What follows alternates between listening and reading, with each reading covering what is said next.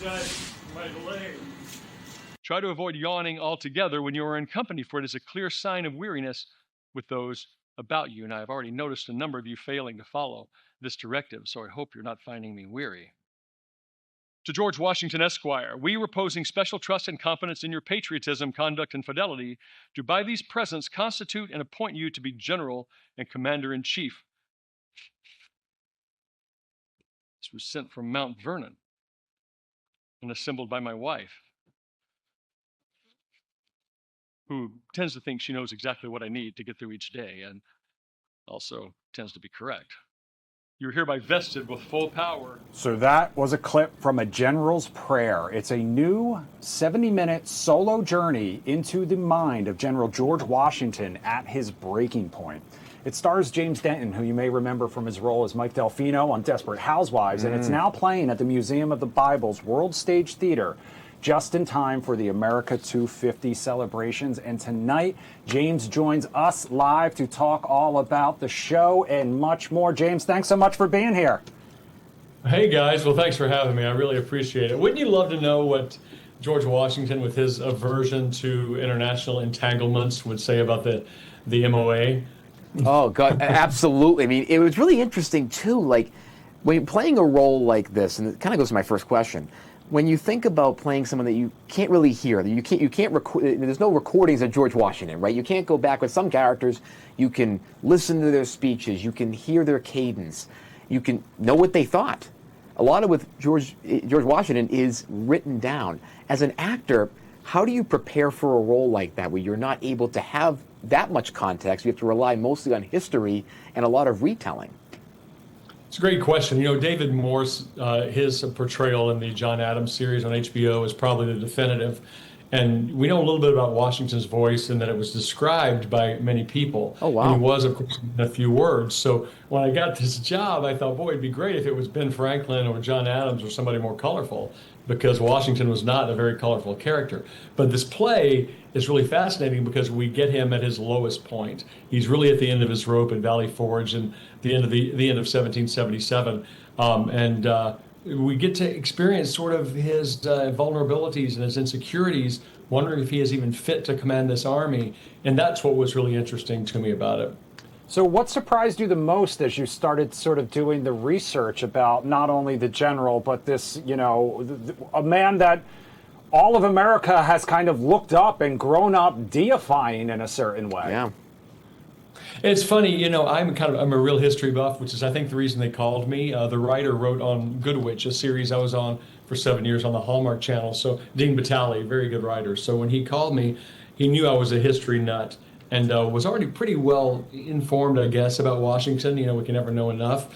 But, you know, he was very private about his religion. It was really abstruse. You know, we don't know exactly. Everybody these days, well, not everybody, but there are many people trying to pull the founders in their own direction of their beliefs. Oh no, they weren't really Christians, they were just deists. Oh no, they were really fundamentally Christians. So it's interesting to dig into what we know about Washington, and a lot of what the play uses are actual historical documents, letters he wrote, speeches he gave, and he was very private with it, but the more you get into it, it was very nuanced. You know, he was a Freemason, but he was an Anglican church parish for some of his life, actually worked as a church warden, employed by the church between his time in the Virginia militia and when he became commander-in-chief of the Continental Army. So it's fascinating to see him at that point in his life and kind of dig into what he really believed.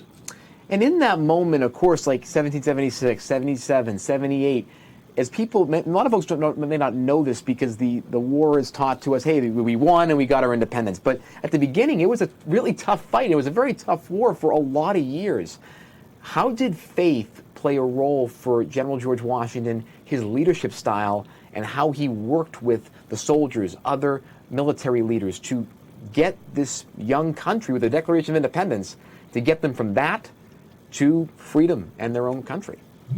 It's a great question, because his brilliance, and one thing I found out doing more research is he's somehow unbelievably underrated.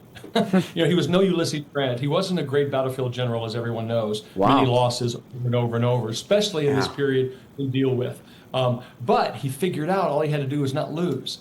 And his real talent was keeping the men together. And he did that in a number of ways, but one of them was inspiring them and invoking. He very rarely, at one time ever, he used the word Jesus in his public life, but he would invoke the benign parent of the human race or the great architect or providence, and inspire these guys to hang together. And that was really his genius, was just outlasting the British. And it's pretty fascinating to see him struggle with that at this point when he really was wondering if he was even fit to lead the army. I want to bring it back to George Washington and some of the history in just a second. But before that, I do want to talk a little bit about you and this role. And I mean, this is a one-man show, so all of the responsibility, all of the weight is on you, 70 minutes. What is that like? And what is it like being back on the stage? Because I know you had done that before you kind of got into TV and movies. That's part 2 of my question. And then part 3 of my question, from a purely practical sense, you're doing this twice a day most days for like the next month. Yeah. Was there ever an idea of just like recording this and then just replaying it so you only had to do it once? That's an interesting from a purely point. That's kind of what I thought. I love that idea. To answer all of your questions at once, and they're great questions. When I took this job, I had never done a one-man show. I'd done a ton of theater, in my past. In fact, I was a theater guy from the beginning and never intended to be on camera, but I was starving in the theater in Chicago and realized I had to get on camera to make some money. But when they offered me this job, I memorized the first 3 or 4 pages before I signed the contract, just to make sure I could, at my advanced age, that it would stick. Because exactly what it is, it's like someone handing you a novel and saying, memorize the first 50 pages, and then get in front of people and recite it. So it was a daunting task. I had a great director in Andrew Borba, who's also a brilliant actor. So he was very helpful. But you just have to cram all the words in there and make sure they stick. And then you kind of lean on your homework about Washington and try to portray him in a historically correct fashion. And how, with being the main event with this and having to go 70 minutes and interacting and making sure that you keep people engaged, as an actor, how do you get the stamina to do that while also keeping the audience engaged in this era where it's all about quick 3-second hooks online and you got to keep people engaged with like dopamine hits? How do you do that as an actor? Yeah, George Washington didn't offer a lot of dopamine. He never. But what we learned is he was a funny guy. So we've got a lot of really dry humor, which surprises people right out of the gate, I think. And it's a very interactive thing. And then I come to the edge of the stage and bring the people in right at the beginning, and they're part of the show, which they don't know until they get there, which makes it that's one of the reasons we try to make it engaging. And also present a lot of the levels where you see he had a very infamous flash temper. When he got mad, you better get out of the room. And he didn't show it often, but we let the audience see that, and that kind of keeps them awake. But it's really just putting in some levels, and you don't expect to see Washington vulnerable. And we found historical accounts of when he really was sort of at the end of his rope. And I think people are a little bit touched by that because they don't expect it from him. So the trick was to give them the Washington they expect, which is a certain stoicism and bearing, the ramrod straight guy that everyone knew, but see behind the curtain and realize that he was human.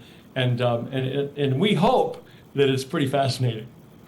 So so this is a little bit of a complicated question, but I want to start off by saying when people think of George Washington and they think of Valley Forge, I think a lot of times people go to a different painting and they go to, Washington crossing the Delaware, for example, standing on the bow of the ship. But this play is inspired by this painting. I want to pull it up. And this painting has gotten a lot, it's very popular right now. However, at the same time, there are doubts from some historians whether what it depicts is actually historically accurate. However, at the same time, George Washington chopping down a cherry tree and never telling a lie may not be historically accurate either. So does it really matter in the long run whether what was pictured there is actually historically accurate, or is it more about who this man was, what he stood for, and sort of what we can learn from him still to this day? Exactly, and that's a great question because that painting is Arthur Freeburg's, and it's only about 50 years old. It was not an old painting, but there are a number of stories about Washington praying at Valley Forge and people who witnessed it. And your point is well taken, that it's not really critical if he actually knelt beneath a tree and prayed. but we do know that he leaned on God and his faith a lot.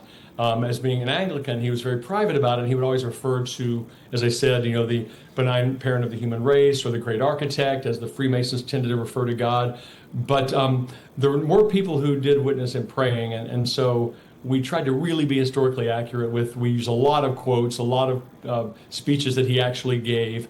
It's doubtful if he actually got down on a knee at Valley Forge. He wasn't that kind of guy to let that be seen. However, it doesn't mean he didn't do it in private. And you're right, it doesn't matter if technically he did or not, but what we do is address his spirituality and the things that he actually did say and do. And we think that Valley Forge painting it's really a beautiful painting, and it sort of represents what we know about his spirituality, which we know a decent amount about. For people that may not have seen this yet or going to see it and want to engage, what is one fact that they're going to be shocked about when it comes to George Washington's history, Valley Forge, the early American Revolution, and anything around that? I think that he really, the self-doubt, that he really did doubt that he was worthy. He said it in his speech accepting the commission as Commander-in-Chief when he said, "I doubt that my abilities and military experience are equal to this trust, but I will do it because you've asked me to."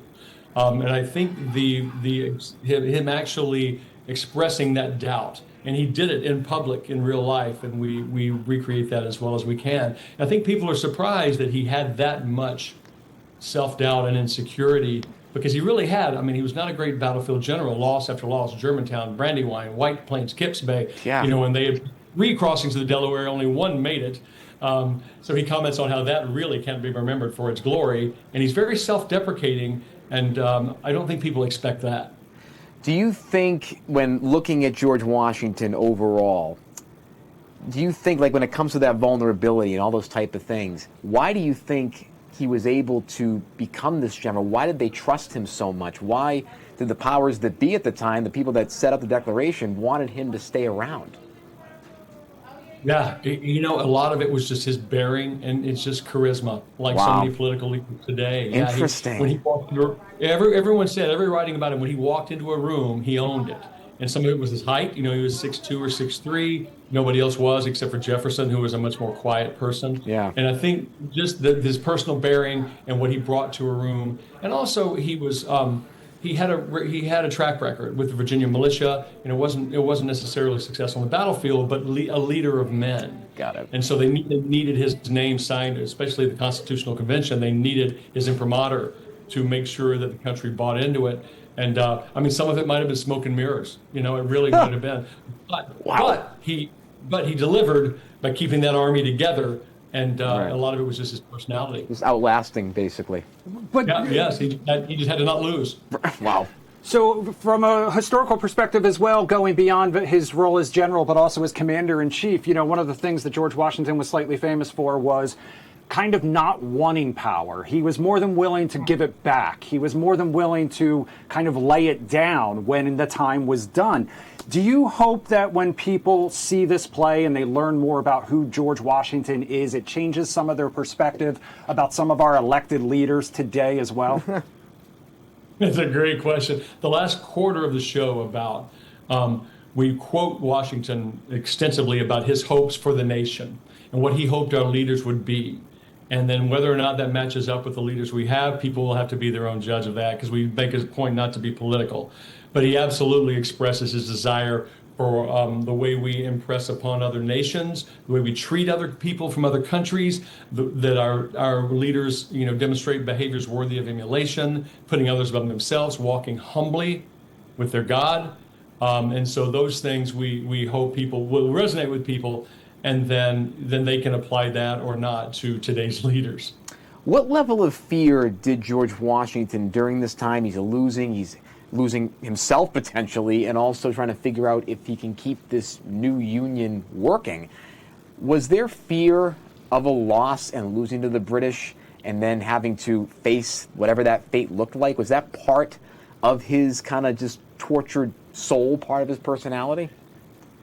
Yes, it was always there. He did say publicly that once his name was transcribed onto that document that made him commander-in-chief, that while all of the men who signed the Declaration of Independence took an equal risk, he was the first, if they were to lose, to be publicly hanged.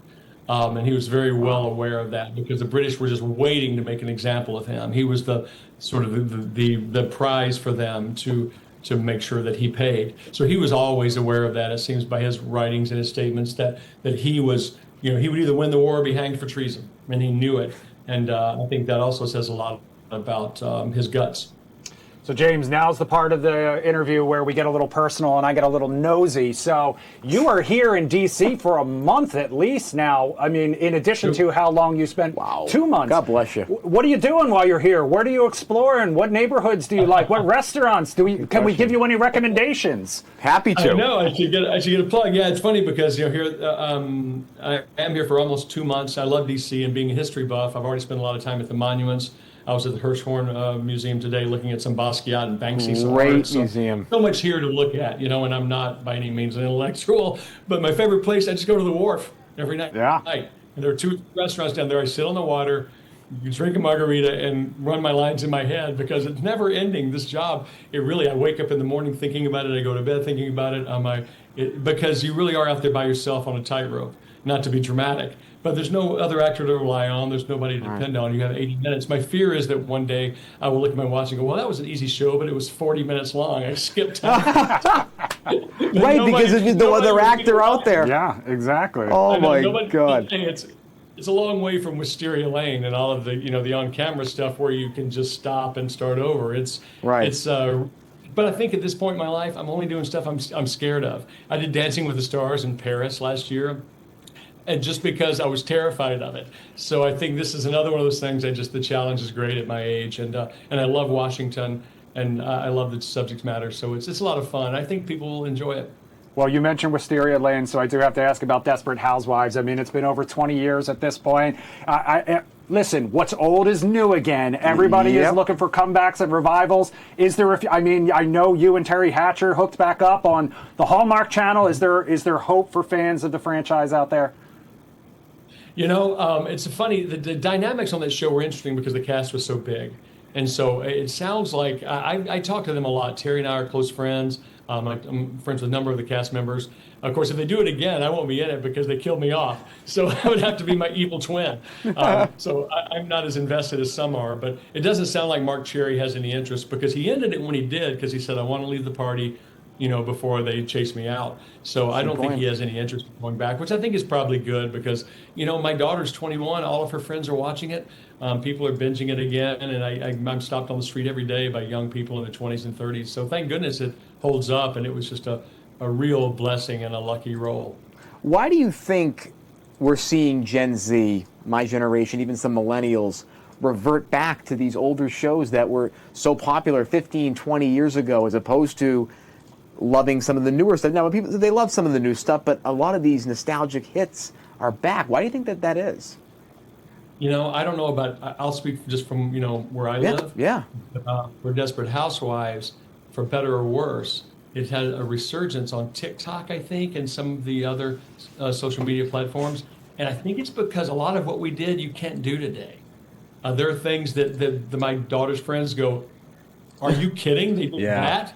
So they're not that it was good or bad, but I do think it was that long ago. It's a very different show that wouldn't be produced today. It wouldn't match up. It took a lot of risks that you couldn't do today, and I think the kids respond to that because it's funny. I mean, not in a harsh way. Yeah. But it's a little edgier, and I think Housewives was special in that it had that great mystery that ran through it and was also funny. But I'm just glad they are. It's fun that it holds up, and younger people are liking it. James, if fans of Desperate Housewives want to come see you as George Washington, if fans of George Washington want to come see you as George Washington, how can they do it? How can they get tickets? Where can they come see you? Just Museum of the Bible website. We're moving some shows to nighttime in July. They were all pretty much daytime while the museum was open, but we're going to have some 7 o'clock shows on the weekends. So Museum of the Bible website, tickets are available there. And we'd love to have everybody. It's a fun ride. That's awesome. And thank you guys for having me. I really appreciate it. This is a great conversation. Thank you for hanging out with us. God bless you for 2 months. God bless you for being in one place for 2 months. That's hard to do, though, having to pack for all that, living in a new place, and you're kind of like getting used to it on a mini scale. Exactly. And then you got to go back. It's crazy. But God bless you. I know. I love it. It's a great city, though. I love it here, so I don't mind it.